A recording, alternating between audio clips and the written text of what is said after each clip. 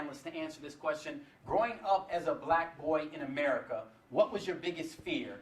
And how is it different from some of the fears that your sons or students might have today? Kennard, would you like to begin with that one? Hey, you threw a real softball at me, huh?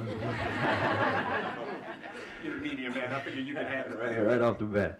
Well, first of all, I'd like to thank everyone at the Cradle for having the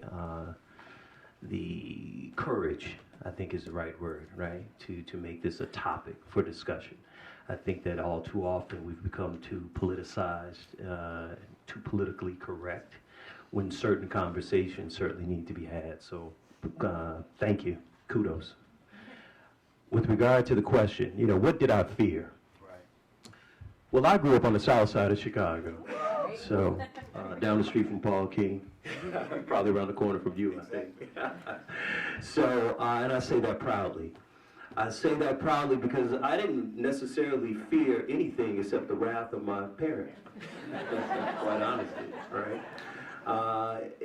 Did I experience some of the same things that some of the young men in the video experienced? Absolutely, right?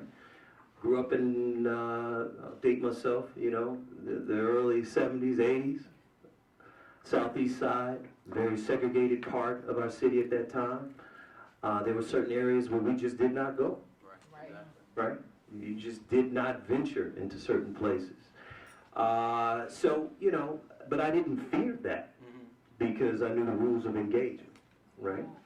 The scariest episode that I probably had to do with driving while black, right? On 86 in Stony Island, I got pulled over in my mother's car. I was 16 years old by plainclothes policemen. Told to lay on the ground and outstretch my arms and blah, blah, blah. And it left a lasting impression on me, right? Because like many of these young men, I was articulate. I went to St. Ignatius.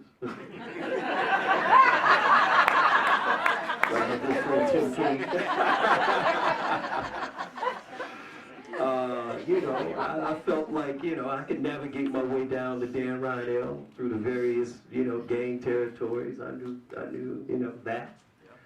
But it left a lasting impression because I realized that no matter where I went to high school or any of those things, how articulate I could be, I certainly was pulled over for a reason that I did not know. I was, made to lay in the middle of Stony Island Avenue with my arms outstretched, and it left a lasting impression on me. Again, I was afraid because I did not know what would happen. Fortunately, things, nothing happened. But I think that story is a story that many young black men and older men here in this audience have probably experienced one way or another. And I think the reality is that is a reality, right? And I think what the important lesson is about how to teach our young boys how to handle themselves in situations like that. And that's not always an easy conversation. It has to do with a lot of conversations that need to be had about how the world perceives you. There's an external way that you're perceived. How you internalize maybe some of the anger or fear that you may have at that moment. And more importantly, how your response in those very critical moments can have a lasting impression, or, good or bad. Right? So, long way of saying, like again, I was only afraid of my father.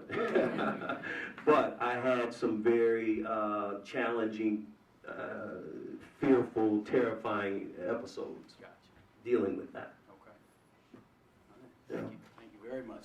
And what we'll do is we'll hit a couple of the panelists.